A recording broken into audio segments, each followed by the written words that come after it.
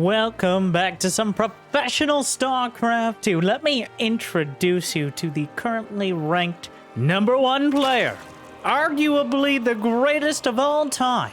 It is the finisher. It's Serral, representing his relatively new team, Basilisk Gaming. His counterpart on the other side, currently in contention for the rank 1 Protoss. We might not know who he is, but we know what he does, and he does play Protoss incredibly well. The Twilight Toss. It's a MaxPax. Yes, a best of 3. This is the World Team League's Kung Fu Cup, a weekly tournament with over $1,000 on the line. You could tell it's a big deal because it's Serral playing online. Usually he reserves his talents for the biggest stages, but apparently the paycheck's big enough for him here to join us. So if you like seeing the GOAT and the mysterious Protoss Prince, well, like and subscribe as I try to bring you the best games, good games for the fans, essentially every single day.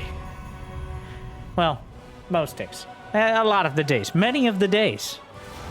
And it's a good one when we get to see these two. It's always been a dramatic series. Honestly, there's been some... dramatic is a nice way to say sometimes it's a stomp.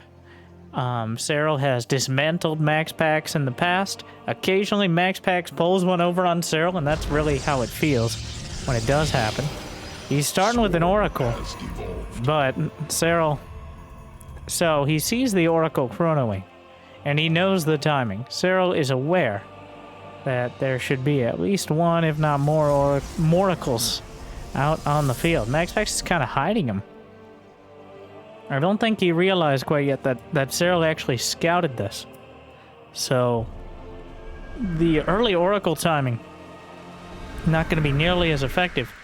Trying to hide him for enough to get those extra worker kills. Well, here we go. The combination play. MaxPax's trademark units, the Adepts, combined with the Oracles. Now this, well, using that Revelation to clear the creep. Only 25 energy. And with 2 Oracles, I think realizing at this point it's unlikely he's going to get too much damage done, and I may have spoken a bit too soon. Slides in, gets 2 worker kills. Not much of a start there. Deactivates the Pulsar Beam, and now, well, Serral's just decided to batter down the front door. The Queen's... Brenda, where are you go... Are you... Susan, come back here! Where are you go... Are we really doing... What year is it? Oh my god, I can't believe we're doing this. Okay, well... the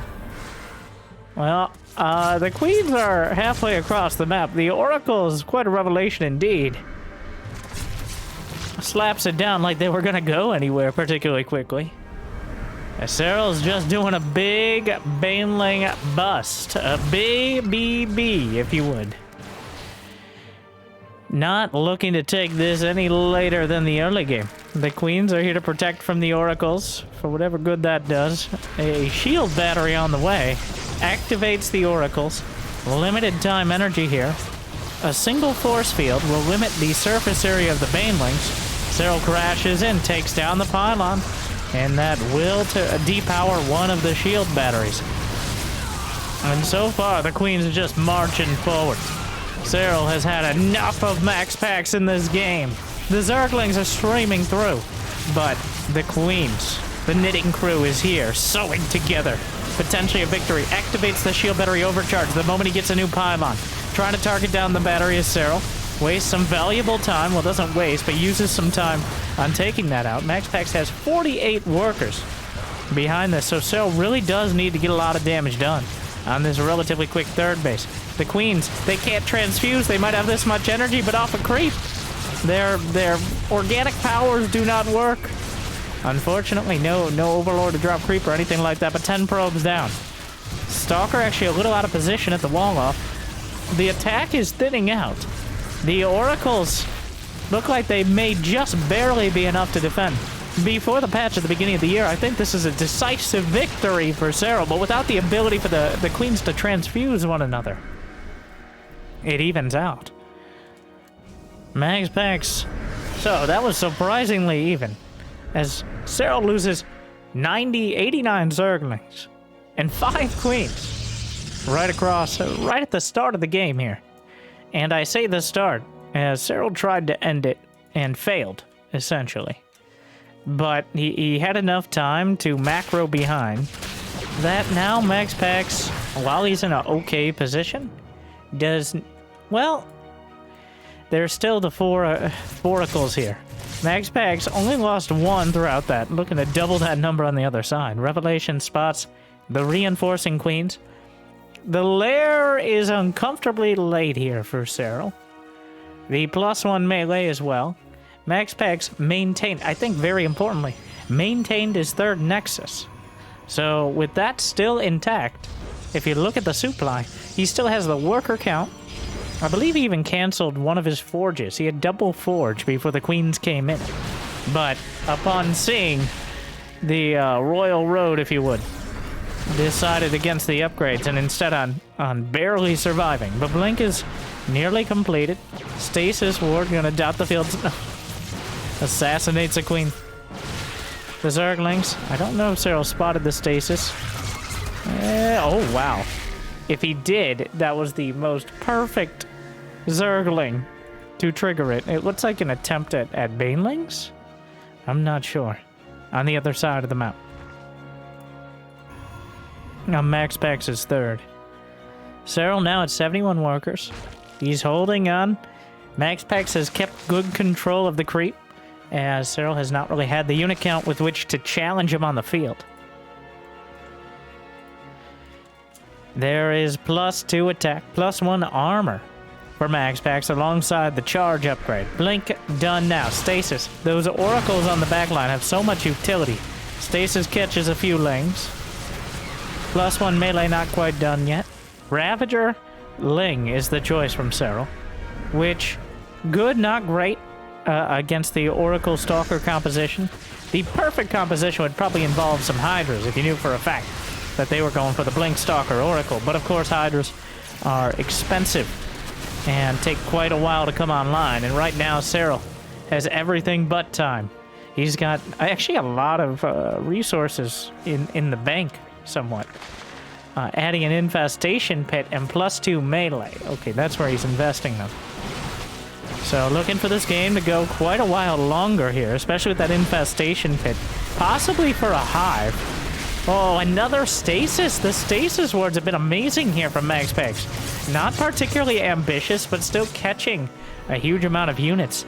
Enough to keep these stalkers in a very safe position, perched on the doorstep of Serral's creep. But the Banelings are rolling, well, not rolling actually, just waddling in. And oh my. Ends up getting, whoa my god, 19 probes. Knocking MaxPax down to 56. He had almost no vision. Serral actually went with the often underused strategy of walking them right down the middle. As MaxPax had some spylons here to look for any of the Banelings on the left flank, but in the middle there's nothing. So now a little bit hastier. The hive is on the way at the 3rd. Decided on that as his lair tech base. Banelings rolling in. There is the stasis on the backline. A bit of a force field created by the Zerglings here. Oracles are protecting the Stalkers as best they can. They have plenty of energy. He's actually got them on hold position to make sure they don't wander off. A handful of Zealots to the north side, but Serral is slowly clawing this one back. As I say it though, MaxPax comes right back in. He's taken very cost-effective fights thus far. Serral's starting to really rack up the losses. Over 3,000 more minerals lost. Warp Prism wandering in. Oracle's regaining energy. Charge lots have +2/+1. Not even +2 melee is done for Serral quite yet. So just pure gateway units. Not usually the ideal choice, but more than good enough right now. The Queen's trying to deal with the charge lots. The charge lots cutting down a couple. The Queens will hold for now. Banelings rolling into the north side. MaxPax deflected in the main, but the Stalkers on top of the hive. It's half dead, but for now, MaxPax will be driven back. 12 drones have died throughout all of these attacks. +2 melee, not quite done yet. The Stalkers are warped in to stop the Baneling in the most dramatic possible manner.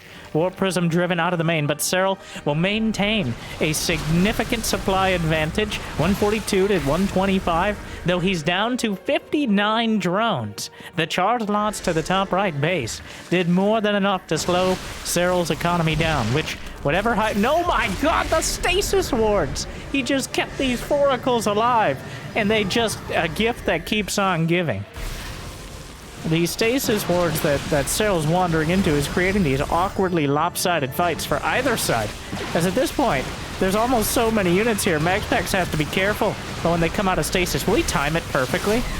Oh, he just actually lights up the oracles, and there's really no anti-air here. Where are the queens? Morlings and Banes on the way in. He actually needs the queens in the fight. There are only 6 queens left. He walks into his own corrosive bile. Serral just literally shot himself in the face. MaxPax is overwhelming him. 13 probes go down at MaxPax's 4th. A few Zerglings into the 3rd, but the hive itself is taken down. Only adrenal glands. That's the only upgrade or unit that Serral will get out of the hive tech. Supplies are drawing even. +3, +2 is about to complete for MaxPax's gateway units, and Serral has only Ravagerling Bane on a decreasing amount of bases with which to combat it. Serral was the one who started the aggression. MaxPax held the line, but now he's pushed him back to the other side of the map. And the Blink Stalkers, incredibly efficient at this stage. The Oracle's backstopping everything. Serral has managed to lose 330 Zerglings in 13 minutes, which is approaching a record. Only DRG, I think, loses Zerglings in a more dramatic fashion. Serral's gonna lose the top right-hand base. Another stasis. Another one. Stop right there, criminal Zerg. +2, +2, dumb. +3 ground weapons. As MaxPax is making Serral look like something of an amateur here. From the well, honestly, that was still a very deadly potential attack from Serral with the Lingbane Queen. But now Serral's tech has been reset to hatchery. The only thing left over is the infestation pit. It's desperate. Serral has worse units, less supply, and 2 Gs as MaxPax takes the game. Well, a pretty convincing victory for the Danish Protoss. Honestly, there's a reason we play longer series, but it looked like Serral was the one less comfortable with the longer game there. Of course, when you're up against someone going with essentially just oracles in the early game, it's not a bad idea to go with the queen push. Maybe just pick up a free win, but not this time. Nope. We're heading to game 2 of this World Team League Kung Fu Cup. Make sure to check out, by the way, I want to thank, as we go into game 2, thank you to World Team League for sending these games out to me so we could check them out. They're putting on these amazing tournaments every week, and the Team League itself. So make sure if you get the opportunity to watch it live, Jimmy, put it in the description. So when they like and subscribe, they can unlock the description. Yes, there are words that describe things under the video. I know. A lot of people have never seen... Okay, just put... Shh. Okay. Game 2. Kung Fu Cup. Not sure. The KFC. MaxPax with a convincing, some pinpoint control and some decisive timings. It really felt like he had full command of his units, which is something that even the premier Protoss hero cannot always claim. Serral, on the other hand, I do think it was less Serral making mistakes and more when you gamble, even if you're Serral, sometimes you lose. And that Ling Bang Queen timing very well could have broken MaxPax if he didn't react so perfectly. But, well, at this point, MaxPax is arguably the best Protoss in the world, though I am very much of the camp maybe I'm old school, or just old, but LAN tournaments.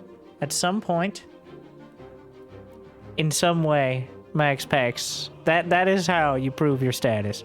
All the top, the highest prize pool, the premier, the creme de la creme of tournaments, if you would, are all LAN tournaments, which MaxPax so far has not chosen to attend for various reasons.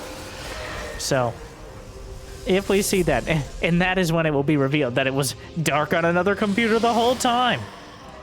Like, how does he play against Dark, though, in those many series they played? You've never played with yourself? Come on. All right, it's good to practice. Very important. Okay, more pro tips like that. Like and subscribe. It's going to be a Stargate yet again. I know MaxPax more as a Twilight Council player, but we saw both really factoring in. Like, you don't, especially as Protoss, you don't want to get locked into a certain tech choice. You don't want to become predictable.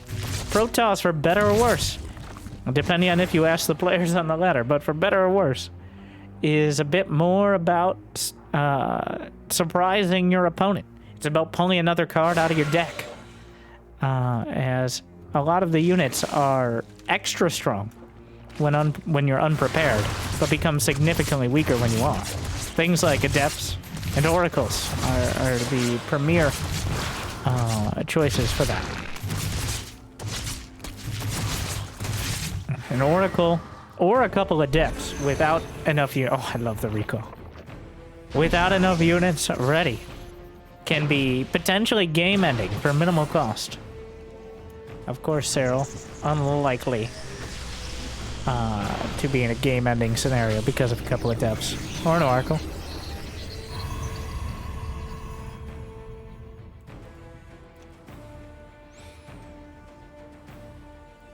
All right. Zerglings sneaking around. Serral actually gets a little supply blocked from an Overlord dying to a Stalker. And that's a very key timing. Look at his worker count. MaxPax is sitting on 42 probes, up against Serral on 35 drones. And there should have been more. And there could have been more if he didn't actually get supply blocked by that first Overlord dying. And StarCraft is a game of seconds. So any amount of those. It looks like the Oracle Shade timing here, yet again, going to be the choice. As using all the tools. This is remarkably difficult to control both these units to their maximum effect.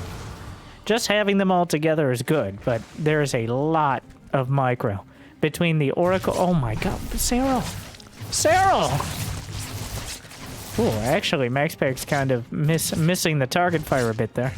Only ends up killing 3 drones, so that could have been much, much worse.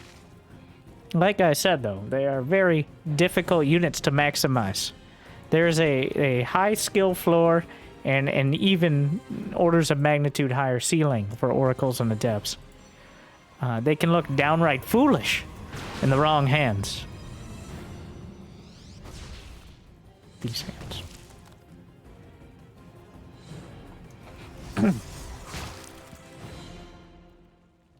Blink, +1. So I said you gotta pull another card out of your deck.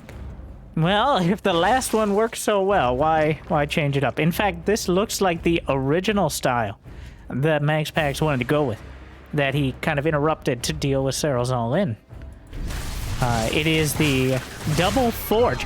Honestly, this is more of Hero's build than Hero's been doing lately.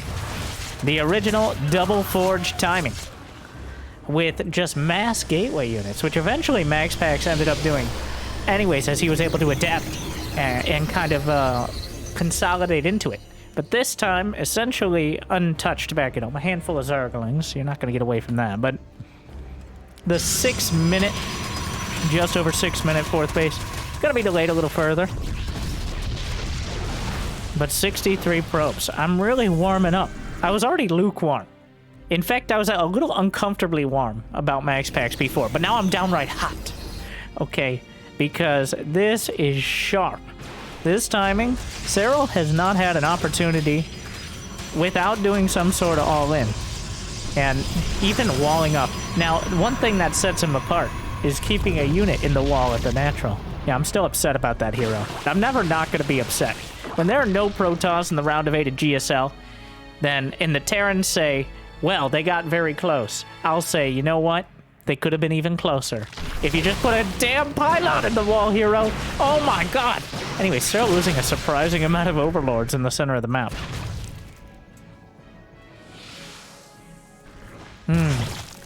Ah yes, GOM TVT. And this is the World Team League, not the GSL, alright? Ironically enough, not even ironic, it's not ironic, but the Global StarCraft League is almost exclusively Koreans. Whereas the World Team League, well, is probably the best representation of the world, as the teams, including players from all across it. Plenty of Korean players, as well as MaxPax on Storm Gaming, as well. Best I've seen as well. And Serral on Basilisk. Just quite, and of course, the premier Team League in SC2 right now.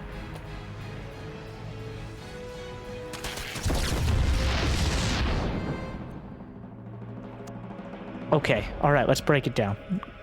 Most of the action is happening in the production tab right now. We got a robotics bay. We got the double forge. We got the robo chrono boosting out an observer. A double robo. I think Colossus. Yeah, the way this build, the way MaxPax is playing, I wouldn't mind a couple Colossi to start things out. Like, just to really spice it up, to mix into the composition, to help zone out the Zerglings and Banelings. They're not particularly great against the Roaches, but they're far more reliable than Disruptors. Eventually you add in some Disruptors, but we'll see. A Hive is on the way. MaxPax still trying to keep control of the creep here. Serral is at 86 rounds. Oh. A double Colossus. I like it. I like it. MaxPax at full 4 base saturation. 88 probes. 22 a base. Plus 2 melee attacks are on the way. But Colossi with upgrades and a solid gateway unit core in front of them. Or I guess just in the general vicinity. All right. Yeah, I'm really coming around to this. It's really... Honestly, we've had kind of a lack of Protoss players defining or feeling like they can take the initiative at this level of play lately. And seeing MaxPax, as well as Skillis, who is still... Skillis definitely a little shakier, but has also shown a lot of really cool styles. Or just evolving on styles of other players, which is just how strategy games work, right? The Baneling's gonna try to bust through, but that Stalker in the wall not gonna be vulnerable to any sort of Baneling bust. A handful of Stalkers on the other side. Zealots dropping out from the Prism. Warp Prism phases in, and 4 Jarglons are warping in towards the main. A single Queen is not gonna be enough to deal with this. The charge works over to the side. A handful, a large handful, many handfuls of Roaches come back towards the main. And very importantly, the Hive is spotted. There are 4 Colossi on the field. Though, if one of them wanders off, that number may change quickly. Storm on the way. Extended thermal lens about to complete. More gateways going to finish up. 10 gates in total. Meanwhile, those charge lots keeping control of the situation. Let's not... I mean, I've been so excited for MaxPax, but let's not neglect Serral here. Serral is going Adrenal Glands. Okay, has he seen the Colossi? Under attack. I could see... Will we see Ultras? This is against Colossi? With Vipers? I don't know. I'm not sure what the Hive Tech answer is. But Broodlords seem like a bit of a reach. Now, first we're gonna try it out. Feedback. Ooh, beautiful feedback negating one of the Vipers. Another one nails the feedback down. A stasis was only triggered on a couple Banelings there. But MaxPax holds strongly. Perfect feedbacks. Warp Prism finally taken out by the Queens, but keeping things busy back at home. A lot of the Queens pulled off the line. And MaxPax weathers the attack from Serral. And with flying colors here. Zealot still working around the right side while MaxPax slices up the center with the Colossi. And smoothly working his way into a fleet beacon. as well as another Stargate. Is MaxPax, I think, anticipating a later game situation? Maybe Lurkers, maybe Broodlords. It is actually Ultralisks here from Serral. He's got an Ultralisk Cavern on the way, though I don't know if we'll see any of those advanced technologies, either the Fleet Beacon or the Ultras. Is Serral looking to close in? 54 more Zerglings. Once again, Serral. Only 151 Zerglings this game, actually. Production tab. Well, most of them are turning into Banelings, though in a precarious position for Banelings indeed. 3-3 is done for MaxPax at 12.5 minutes. That feels fast. I don't actually really have a baseline number for it, but that feels very fast to me. Especially in a game where there has been relatively constant action. Well, MaxPax poking forward again, and I keep just assuming Serral will survive this. So yanks and 1, 2, 3 Colossi. The feedbacks, the Templar wander into their own storm, and this fragile house of cards of an army will come crumbling down as Serral yanks the Colossi out of the fray and dismantles the gateway units with the rest. 11 drones went down to a handful of charge lots over to the right flank. Meanwhile, so not done for free here. Serral had to concentrate all his effort and all his units on that army, and he crushed it. But MaxPax has 91 probes. He has gateways of every flavor. 12 gates, 2 Stargates, 2 more on the way, mothership in production. MaxPax has not missed a beat, and in fact maintains a higher supply. The Ultras are on the field. Chitinous plating is not done, but there's nothing that really counters them particularly well right now. Charge lots get chewed up. Drones are also here for moral support. Oracles burning through the armor of the Ultra. Spell damage completely ignores all of that fancy chitinous plating. And Serral, with Adrenal Gland Zerglings, may actually take out the Nexus to the 12 o'clock and set MaxPax back to 4 bases. The first major damage to MaxPax's economy then, throughout this game. Yeah, he lost a few probes, but he's had comfortable amount of them and plenty of mining locations throughout everything here. So,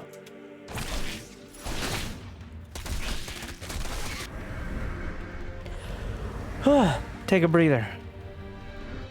Warp Prism wandering forward will successfully scout the full energy Vipers. Do you throw a parasitic bomb on it? It won't kill it, but it'll get over halfway there. The carriers have arrived. Mothership is on the way. Parasitic bomb on the Oracles.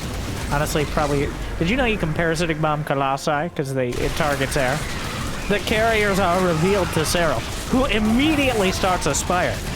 That is a testament to how well MaxPax is playing, in that Serral had such a small expectation of carriers that he's just now starting the Spire. The Ultras chew through the Nexus to the north again, and it is a bit dicey for MaxPax. Ooh, the Ultras scampering away. They do have speed done now. With that Spire is a long way. There's actually no anti-air. Whoa, whoa, whoa. He's only got 8 queens and a Viper. He's building 5. Serral's building 5 queens at a time. How many? There's 5 carriers. I don't know if 1 or 2 queens to... Okay, there's 13 queens now. And parasitic bomb. Oh, he yanks in a Colossus. Doesn't quite kill the Viper either, but the mothership! Serral has no detection! Oh no! Parasitic bomb on something. The mothership. Well, I mean, you can't get a much more centralized location. The stalkers. He can't see! He can't see!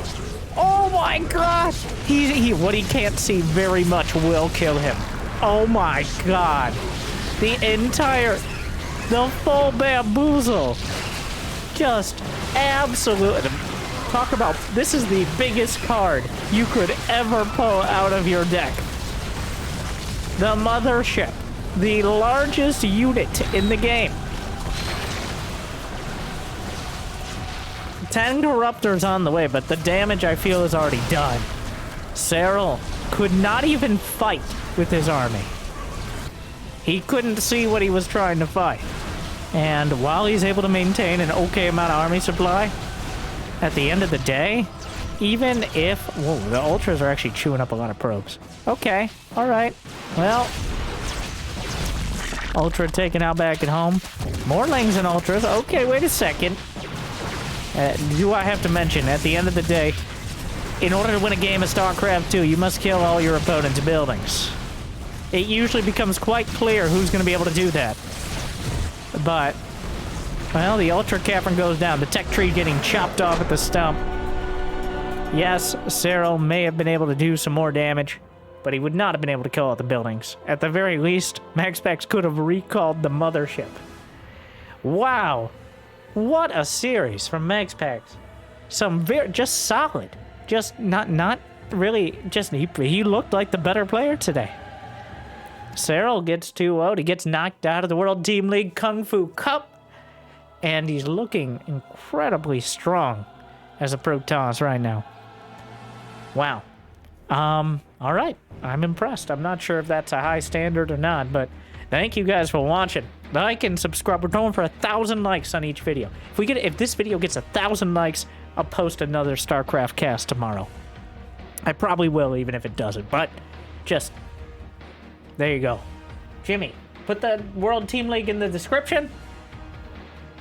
Thank you for watching. I hope I made your day a little bit better. Good luck, have fun. See you next time. Stay chill.